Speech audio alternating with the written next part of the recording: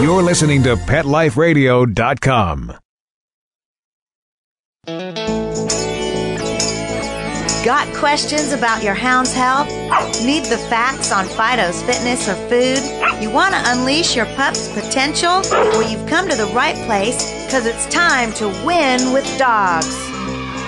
Here, we learn how easy it is to naturally improve the lives of our furry friends. So sit, stay, and get ready to win with dogs. With me, Raquel Wynn.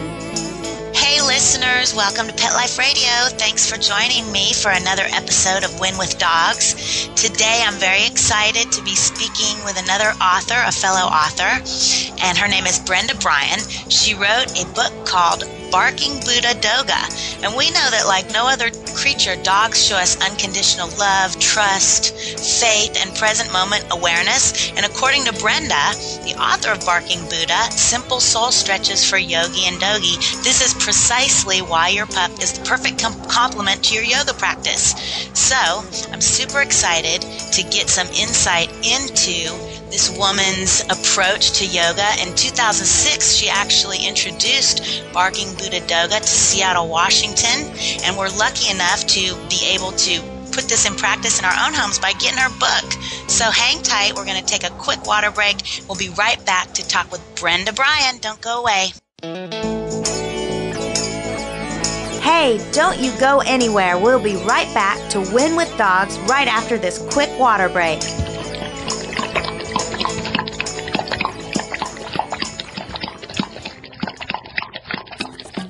Hey, ready to take a walk? Not just you, but the whole family. It's the 2009 Whisker Walk, Sunday, June 7th from 11 to 3 at the Lancaster Fairground in Lancaster, Massachusetts. Pet owners and animal lovers walk to lend a paw to benefit the animal shelters and pet charities they love. Come see exhibits, demonstrations, educational programs, special attractions, product giveaways, entertainment, auctions, raffles, food, fun, and things for adults and kids to see, do, and buy, both human and pet related. Whisker Walk 2009, a fun day for everyone. For more information, log on to whiskerwalk.org.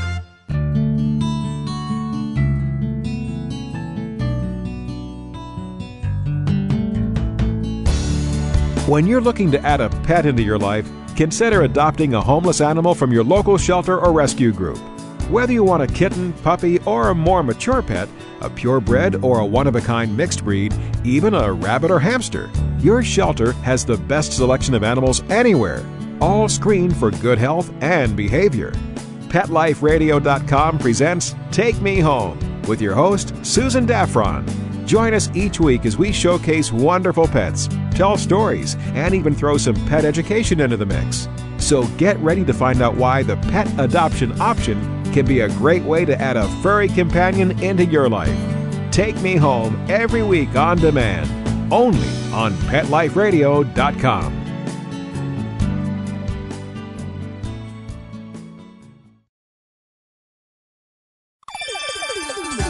Let's Talk Pets on PetLifeRadio.com.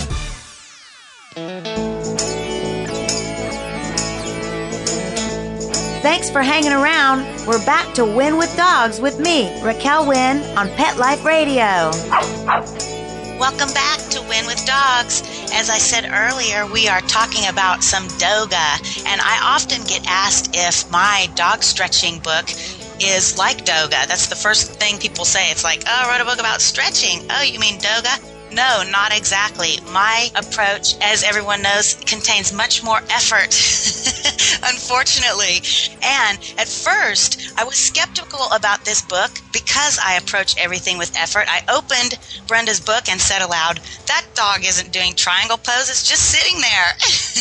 Well, upon reading her book and then knowing her philosophy, Brenda is a massage therapist and a yoga instructor.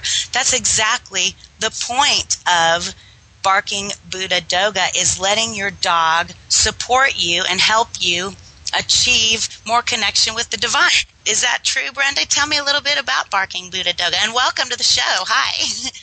Thanks for having me, Raquel.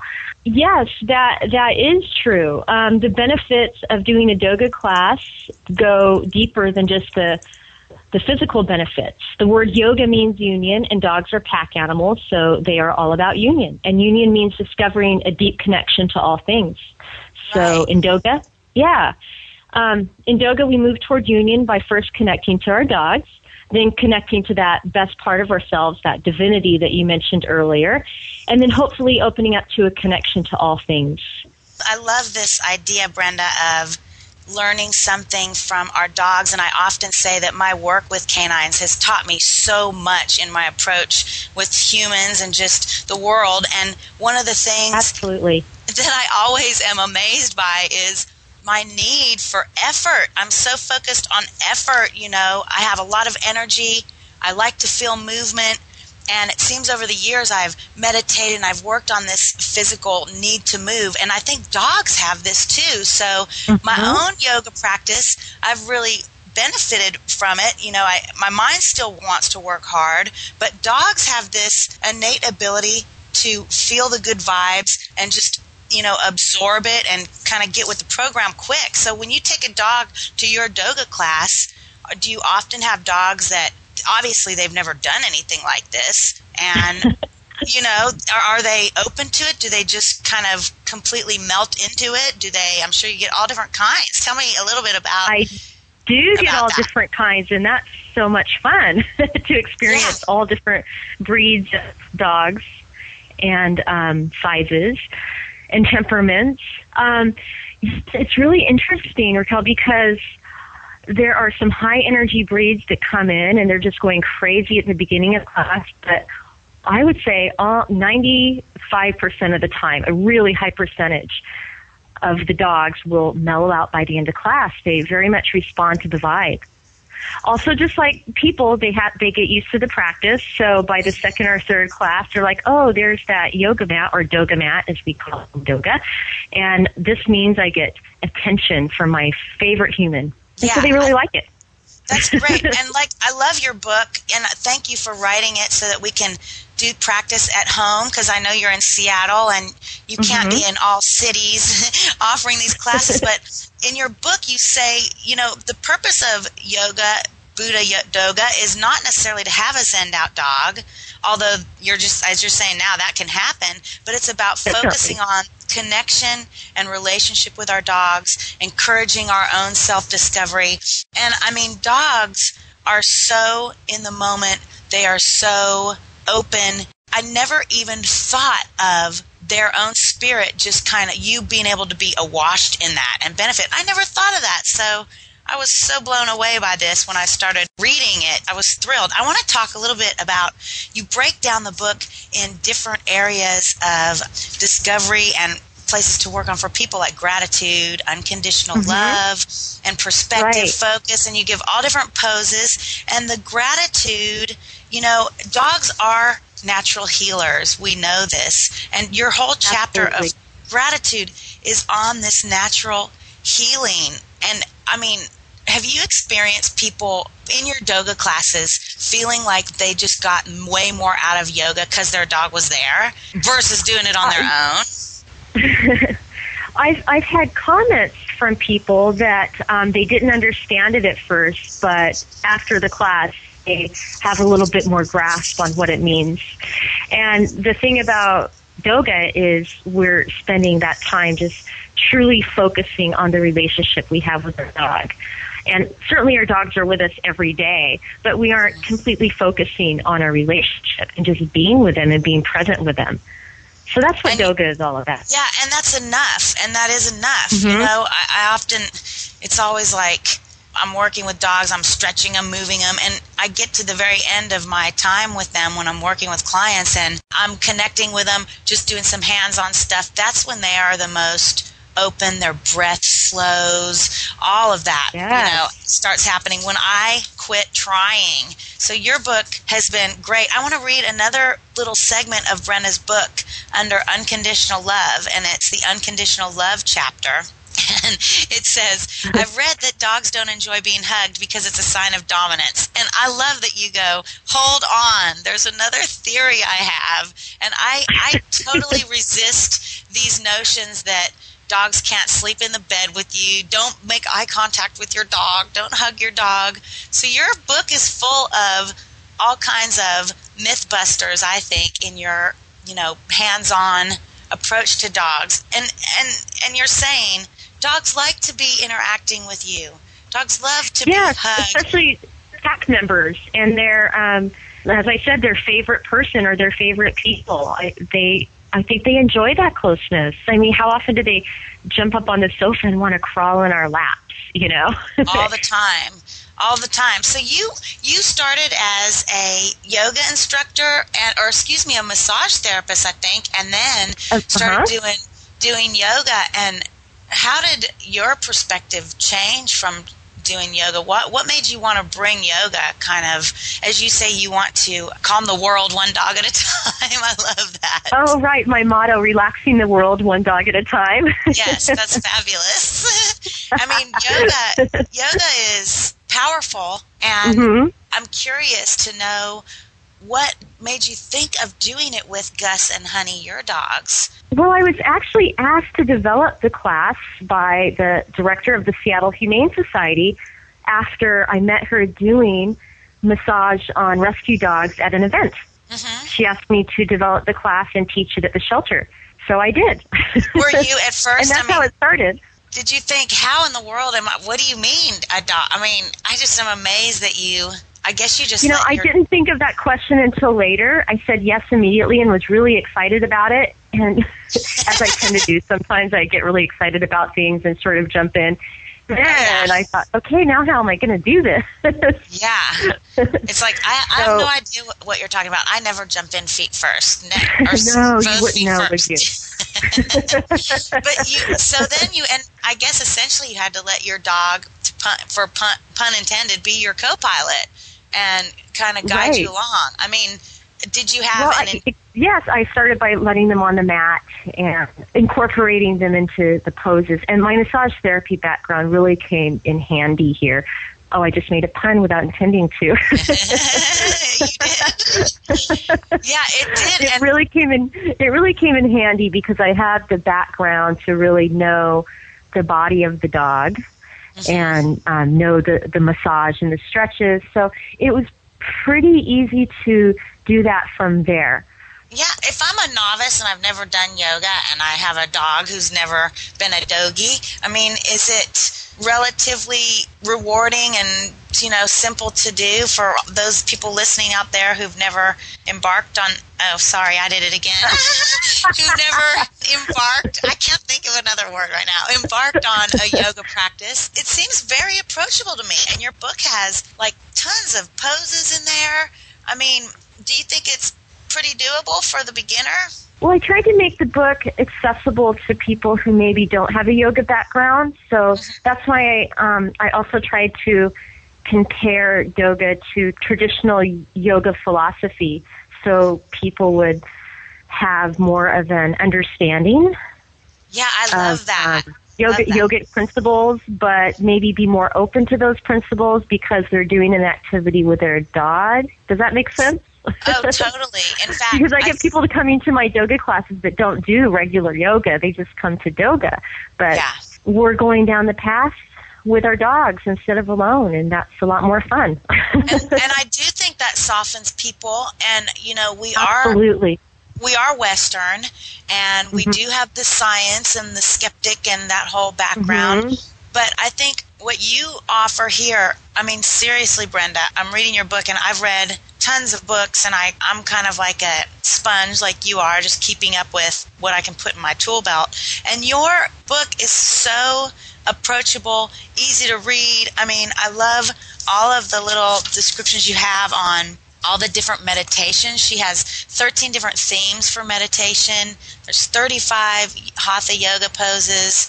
I mean, they're really great. And I want to take a break for a second. But Brenda, when we get back, I want to talk about some of the yoga principles and some stuff out there that people might not know, like what a mantra is or what a mudra is, or, what is important about the breath. And I'd love for you to shed some light on that for our listeners. But first, let's take a quick break. We will be right back in one sec.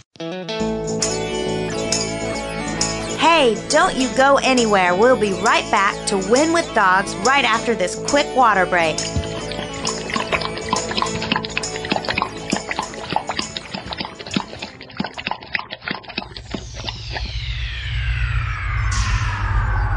Greetings, human. What planet am I on? Welcome to Pet Planet. Here's a copy of Pet Planet Magazine, Florida's most informative and fun pet resource magazine. It features heartwarming stories and informative articles from local and national pet experts. Excellent. Pet Planet Magazine offers Operation Planet Rescue, helping rescued pets find new homes. And it's available at 500 locations in South and Central Florida and 24/7 on the internet at petplanetmagazine.com. If you're out and about with your pet, you may be featured in Paparazzi, candid pictures of you and your pet. For up-to-date pet-friendly events, activities, and pet-related services and products, Pet Planet Magazine is your final destination. I shall take this magazine home with me. Back to your home planet? No, to my condo in Boca. Pet Planet Magazine. Check them out at www.petplanetmagazine.com or 352-394-8578. It's out of this world.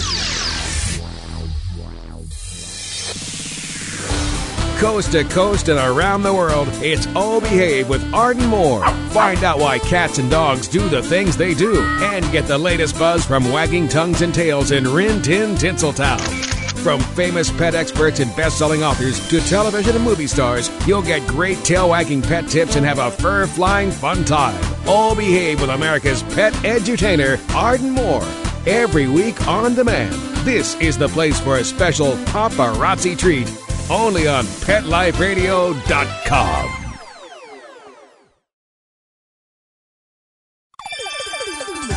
Let's Talk Pets on PetLifeRadio.com.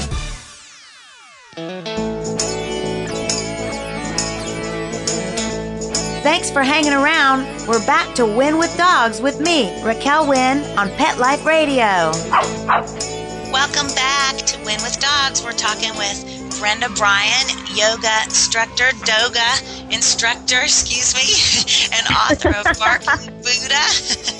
And just before the break, we were talking about her book, which she has it available. You can buy it on Amazon. You can go to barkingbuddhadoga.com.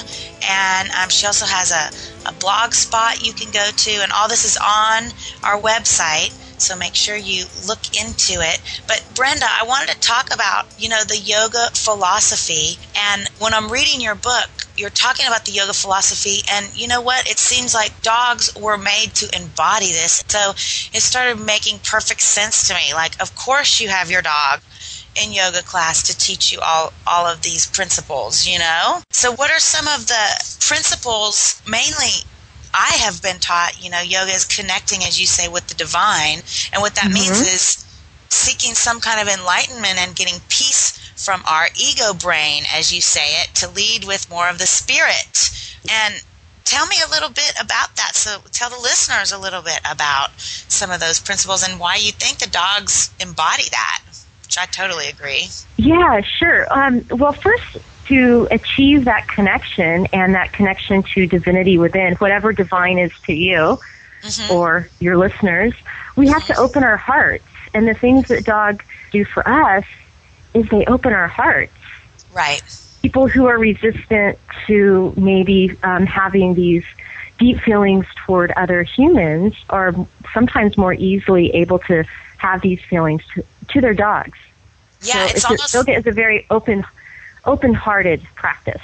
Yeah, and dogs, we all have what I call an intimacy cap, or actually what I learned from my therapist is called an intimacy cap.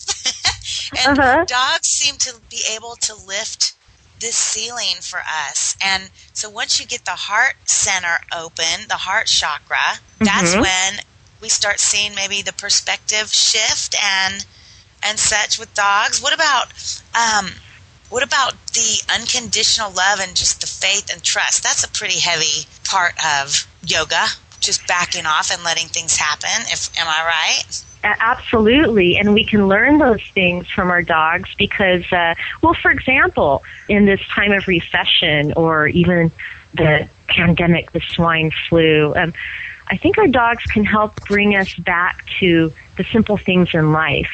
when we're with them, they don't care about anything that's on the news. They just care about being with us and maybe going for a walk, going outside, getting in nature, playing, having a treat, just the simple things.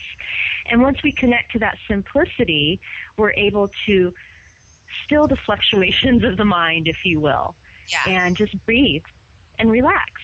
And open up. And I think dogs do help us get to that place of openness, which leads to peace and enlightenment, if you will, which is what we're all seeking. And I'm just curious, this is kind of, sort of on the subject. Do you think dogs have different levels of enlightenment? I do. I mean, I think my Scotty, no offense, Jake, is a little more enlightened than my Bichon. And I don't know how to explain that, but I'm wondering if you think that too.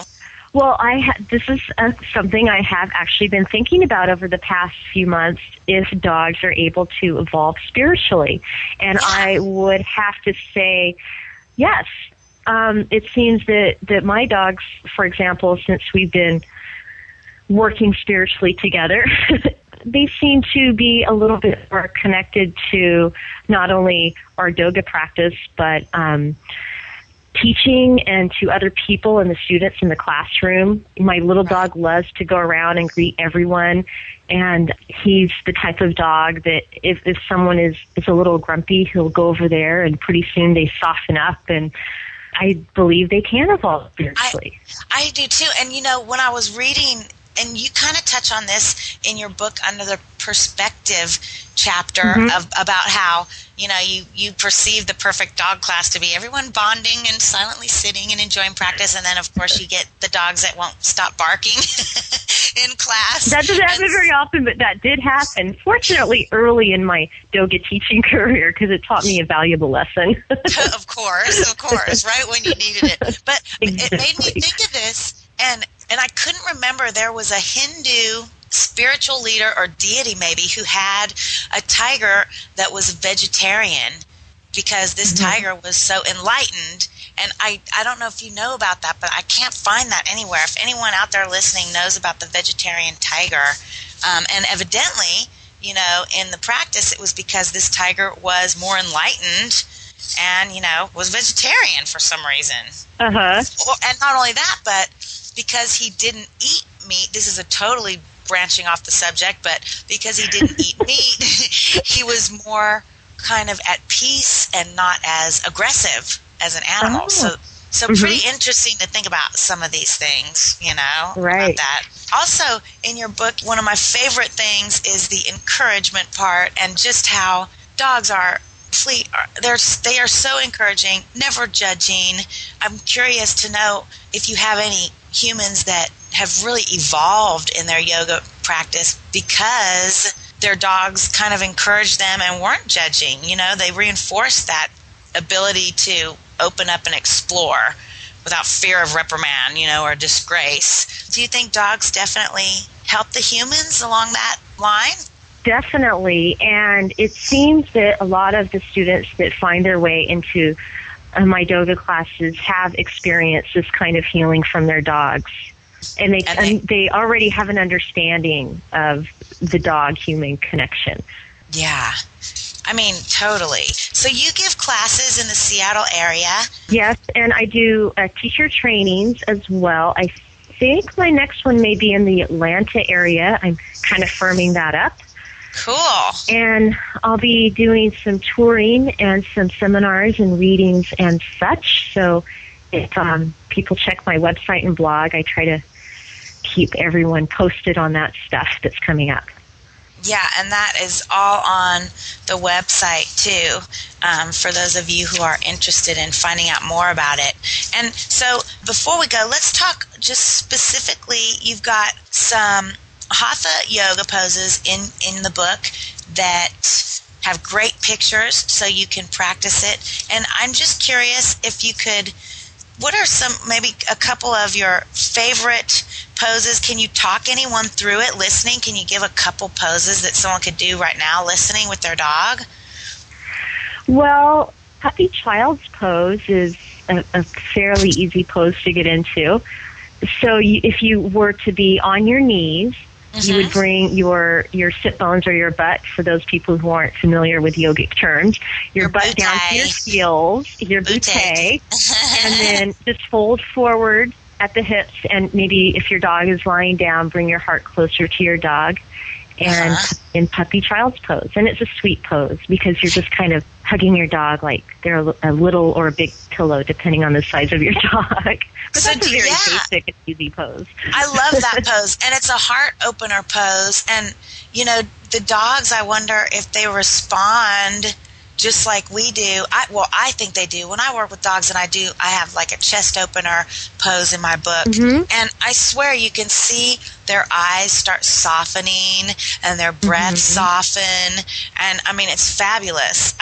One of my old podcasts, I spoke specifically about the breath, and yoga is very intimately connected with the breath.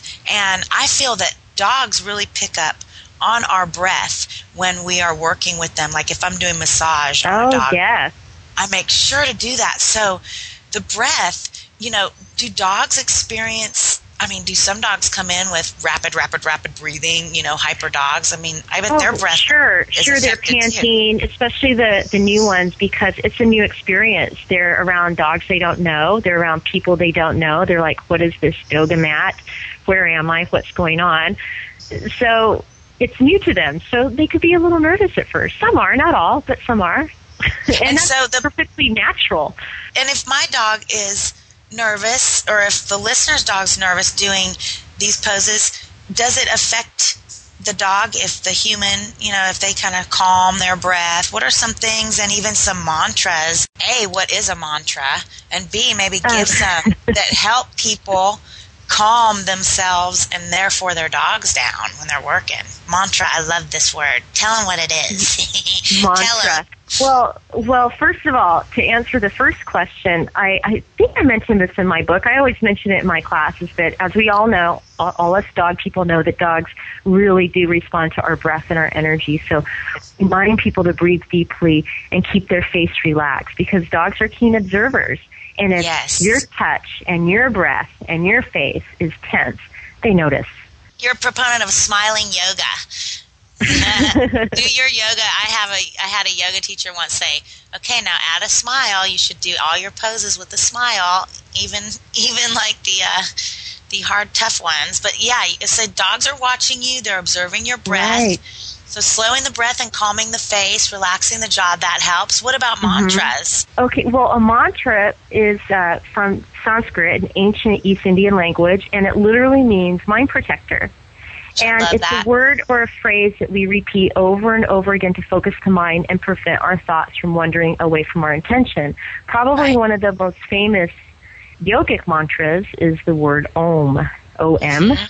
Which means amen, and it was the first sound the earth created when the earth was born. It's great. It's a fabulous calming word. The sound of the absolute. And you know what? Dogs love the sound of Om.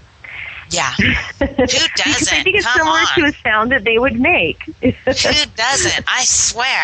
So mantras are mind protectors. So am I saying, if I'm doing this yoga, am I saying these mantras out loud, or can I just intend them? Can I think them? Is that effective as well? You can do either. In a classroom, I always have people just say them to themselves, not out loud. But I think if you're alone, you can do whatever the heck you want. Yeah. Out loud or silent or whatever works. Does that mean yoga in your birthday suit? If you want, the dog won't notice. You know, I hear that they do that. Yeah, I'm sure. I haven't tried it yet. Well, fur feels much better on a bare skin, let's face it. Exactly. I'm teasing. So, yeah, I love mantras are so powerful. And along those lines, you know, I think we can learn how nonverbal dogs are, which means, you know, let's say you're intending this mantra, you're not saying it out loud, and the dog responds. That's just proof that we don't end where our skin ends. We are these energetic, connected beings. And that's what I really love about your book. I tend to think of everything, like I was saying before, in movement, my background as an athlete and a trainer, and then in massage. I tend to think of everything as effort and movement when it comes to the body. So it's so refreshing to have this book remind you of just how simple it is and how beneficial it is to just be and be with our dogs and connect. So I thank you for writing this. And where else can people... Thank you. You're welcome. Where else can people find information? Did I give all the websites out? Let's see. I believe you did. www.barkingbuddha.com is my website. And the book is in stock on Amazon right now. I just noticed that yesterday, and I had that kind of first day of school feeling a little nervous, a little excited. Yes. And now it's up there. So is this your first book? It is my first book, and I kind of have the second one bubbling up. I'm beginning that line for it, and oh, cool. But I feel like I need to get this. I feel like I need to get this baby sort of hatched and out in the world, and then I'll focus on the next project. Yeah, How long did it take you to write this one? How long did you work on it? Well, I started it right after I started the class at the Seattle Humane Society. And I worked on it through the summer, and then I put it away for about 6 months. It almost had to ruminate a little. Yeah. And then I brought it out again in the spring, and I wrote a book proposal, and I sent it to a local publisher, and they liked it. That's so great. The whole process was kind of organic and just sort of, I don't want to say easy. I've worked hard, but meant to be. Only meant to be. And you know what? It is what you want it to be, and we can all have our lives exactly as we want, which probably explains why my book writing process was a 3.5-year tedious experience full of effort. So let's see if I can learn some from my dog, practice a little Doga, and approach the next one possibly a little differently. Yes, you'll have to keep me posted. I will indeed. And Brenda, thank you for being a guest with me today on Win with Dogs. And thank you. You're welcome. I love what you're doing. And for those of you who have never done yoga, get this book. There are pictures in it. Your dog will love it. Let your dog be your inspiration to get healthy and get on the path to health, as I always say. I have to give a shout out to Beth Sparks, photographer. She's awesome. Yes. Sorry, Bev, she did do great stuff, and she's actually done lots of dog photos. She has. She's pretty known. So, yeah, for the photos, too. Thank you for being with me. And I want to leave in closing with a quote from your book by Edward Hoagland, and it's, "In order to really enjoy a dog," he says, "one doesn't merely try to train him to be semi-human. The point of it is to open oneself to the possibility of becoming partly a dog." And on that note, if you want to win in life and win with dogs, then you let your dog be your co-pilot. Thank you, Mark, for helping me sound good. Thank you, everyone, for listening. Thank you, Brenda, for being with me today. And thank you. You're welcome, and have a wonderful day, listeners. And remember to go win with dogs. Exercise, nutrition, interaction, and love make for one healthy, happy hound. Give yourself the gift of knowledge on demand every week right here at Pet Life Radio with me, Raquel Wynn, and Win with Dogs.